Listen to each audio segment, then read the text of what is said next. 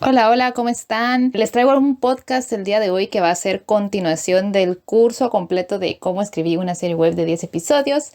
La verdad es de que he querido hacerles videos, pero fue imposible con tanto trabajo y tanto que hacer, entonces estaba más fácil hacer un podcast. Así que el día de hoy les quiero hablar un poco sobre cómo empecé a escribir la serie y análisis de personaje. Entonces vamos a empezar. Espero que les sirva, que les guste, pónganle mucha atención y ya saben que pueden hacer preguntas, dejar comentarios y yo les voy ayudando poco a poco con sus ideas. Todo empezó como en el 2017, cuando yo estaba desesperada por querer hablar, hacer algo en lenguaje cinematográfico. A eso me refiero con hablar. Siempre me llamó la atención escribir mis propias cosas. Y dado que mi esposo es un gran dramaturgo, entonces pues ahí tenía yo a la herramienta clave que me iba a ayudar con mis locuras que se me ocurrían. Él también estaba muy interesado como en empezar a hacer un poco de cine. Nosotros dos veníamos del teatro, pero yo siempre había querido estar en una serie. Por alguna razón, no sé, yo cuando era niña era muy amante de la televisión. No estoy orgullosa de eso, la verdad. Pero pues sí, fui típica niña millennial que creció con la televisión. Entonces yo miraba series, me encantaba ver Friends, That 70 Show y todo ese tipo de series súper gringas que creo que la mayoría de nosotros ha visto. Y yo me moría por salir en una de esas series y me encantaba la comedia. Pero obviamente yo vivía en un país en el que no había nada de industria. Entonces, cuando fui ya un poquito más adulta, que me gradué de la Universidad de Teatro y ya tuve libertad, por así decirlo, de empezar a crear mi vida artística, dije yo, bueno, pues ¿por qué no hago una serie, ¿no? O un corto o algo? Entonces, siempre teníamos ideas desde ese año que les cuento y todas las ideas iban a la basura. Pero una de esas ideas fue hacer una serie sobre una mujer un poco excéntrica que quería ser influencer. Pero nunca pasó nada, o sea, dijimos, ay, sería bueno hacer una serie como de 5 capítulos de algo así y de todos como que siendo lamebotas, por así decirle, y queriéndole llevar la imagen y todo, y que fuera como una especie de sátira a este tipo de vida en el que ahora estamos, ¿no? En la vida de las redes sociales y todo. Pero la verdad es que nunca pasó nada, eso fue como en 2017, 2018 por ahí, y la idea se quedó encajonada y pues ya, no pasó nada. Ya cuando llegó el 2020, yo me quedé sin trabajo porque yo era maestra de teatro, ¿verdad? Entonces, ¿cuáles fueron las primeras carreras que se fueron al carajo con el COVID? Pues todo lo de arte, ¿verdad? Como tenía tanto tiempo libre, dije, bueno, pues este va a ser el año en que yo voy a hacer una serie. Quiero aclarar que yo ya había hecho un corto. Yo ya tenía esa experiencia. No fue como que yo empecé de cero con la serie. Empecé a indagar sobre las tantas ideas que habíamos tenido desde los años anteriores y nada aterrizaba. Yo tenía una idea y después, o sea, en ese día me funcionaba y ese día era perfecta la idea y después amanecía al día siguiente y ya no. Yo decía, pero ¿cómo es posible si ayer todo funcionaba en mi cabeza y hoy ya no? Entonces le di muchas vueltas y un día ya finalmente me senté y como que me conecté con mi verdadera esencia y dije, ¿cuál es la necesidad de hacer una serie? O sea, ¿por qué quiero comunicar esta historia, no? Porque al final, como cineastas, estamos comunicando. Entonces, al conectar conmigo, me di cuenta que yo tenía una gran frustración y se unía a esta crisis de los 30 y a esta cosa de que yo me sentía nadie. Todo se había ido al carajo para los artistas en el COVID. Entonces yo decía, quiero ser alguien, ¿verdad? Entonces surge ya la idea que teníamos desde los años 2018 por ahí de este personaje que quiere ser influencer, ¿no?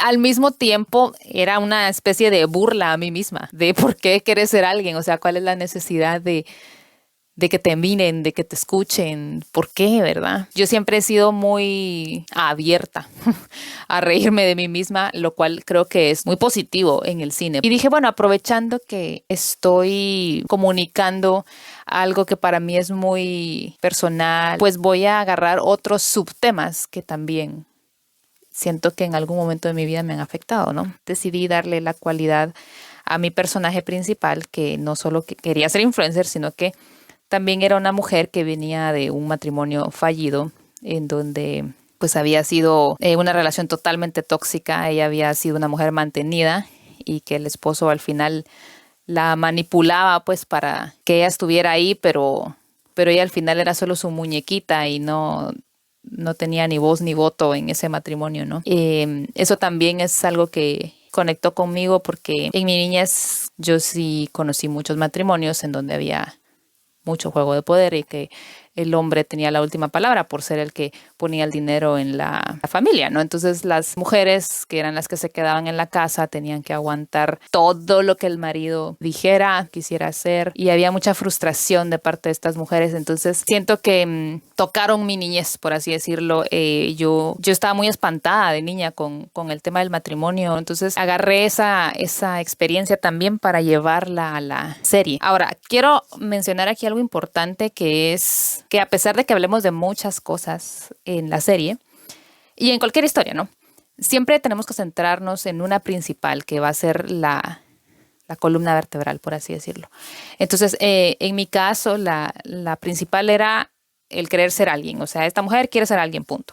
Ahora, en subtemas teníamos el abuso de poder en las relaciones de pareja, o machismo, cosas así, ¿no? Siempre hay que quedarse como con la idea principal y no tratar de abordar mucho las demás, ¿no? Siempre las demás van como rellenando la historia, pero la principal tiene que llevar la cabeza de todo, no se nos puede olvidar, porque si no, el guión se nos va a hacer un relajo y ya no vamos a poder salir de él. Bueno, entonces yo tuve la idea de esta mujer que estaba recién divorciada y que el marido le había quitado todo. La había dejado en un apartamentucho y ella pues ahora tenía que valerse por sí misma.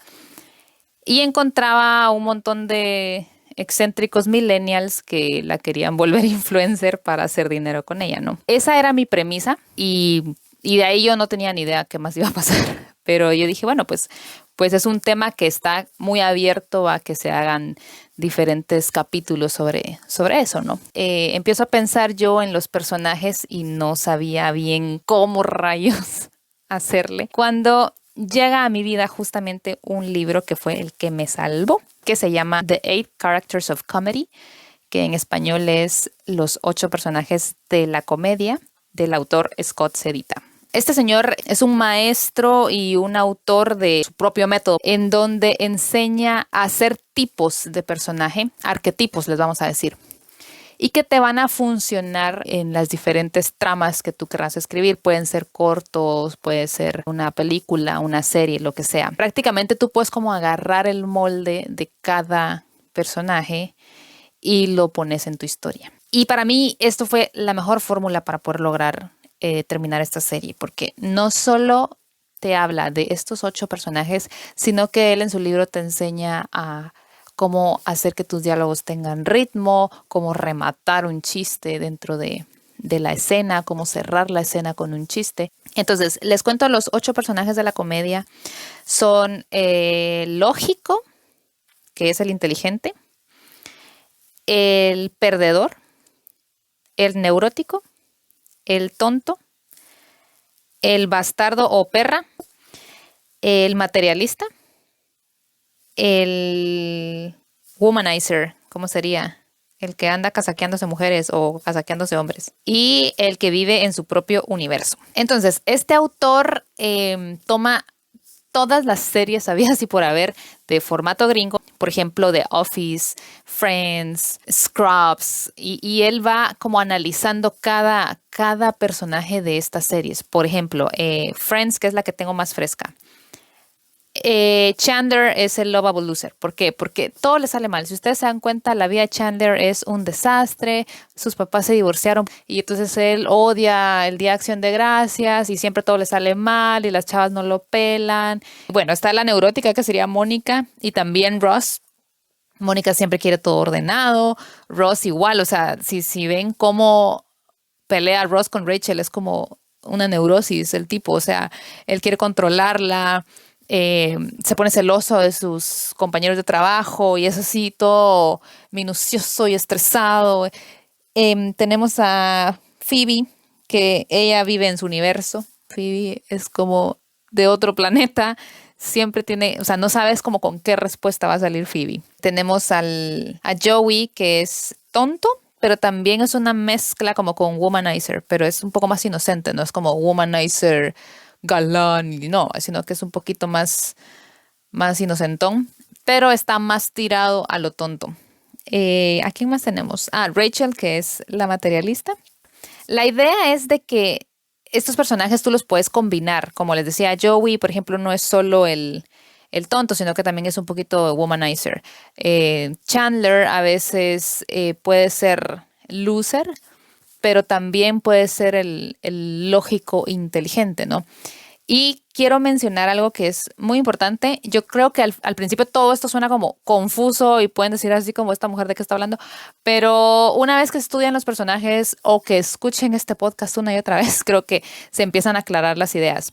Pero todos estos personajes son muy particulares, por así decirlo, muy tirados a su característica especial. El neurótico es neurótico, el tonto es tonto, ¿me entienden? Cosas así, pero dentro de estos 8 está el lógico inteligente. Y ese personaje es sumamente importante. ¿Por qué? Porque este personaje representa la visión del público, ¿ok? Es el ojo del público. ¿A qué voy con esto? Por ejemplo, ustedes ven una escena de comedia en la que es un poco absurda. O sea, están viendo así como que estos están peleando por algo, no sé, que aparentemente es muy tonto. Y tú como espectador estás pensando eso. Pero dentro de la trama se necesita un personaje que verbalice eso, ¿ya? Y que es el personaje que está prácticamente diciendo lo que siente el espectador, ¿ok? Entonces, en donde ustedes quieran que vean, que vean una serie, que hay una escena, que está pasando algo absurdo, que está pasando algo sumamente neurótico o algo sumamente loser, siempre hay un personaje que lleva la lógica de lo que está pasando. Siempre hay un personaje que va a decir como, y por eso están peleando, o no sé, que va a aclarar y que va a decir lo lógico que es, que debería ser esa escena, pero los demás personajes están como tirados a lo absurdo, a lo ridículo, a lo... Y no tiene que ser uno que sea siempre, sino que tú le puedes dar esa característica en ciertas escenas a tus diferentes personajes, o puede ser uno que sea siempre. Voy a dar el ejemplo de That 70 Show. Si vieron esa serie en That 70 Show, por ejemplo, Jackie es sumamente materialista. Ella solo habla de que su ropa, de que sus peluches, de que sus cositas y no sé qué. Kelso es tontísimo. El chavito Eric es el loser. Obviamente su papá lo trata mal, sus amigos lo tratan mal, pero ¿quién sería la voz de la razón en ese elenco? Es Donna. ¿Ok? Si se dan cuenta, Donna no es ni tonta, no es neurótica, no es materialista. Donna siempre está sacando la lógica, así de, ustedes son unos losers por esto y esto y esto, o ¿te enojaste por esto? ¿Es en serio? O sea, ella siempre lleva como la lógica de lo que está pasando, aunque todos los demás anden por su mundo haciendo cualquier tontera. Entonces, este personaje es importante porque le da contrapeso a todos los demás. O sea, si tú no tenés lógica, o sea, te vas a pasar a lo tonto, ¿ok? Allá rayar un poco en qué ridículo o esta tontera no llevó a nada. Es un trabajo bien minucioso estudiar estos arquetipos. Les voy a dejar el nombre del libro en la caja de descripción para que lo busquen.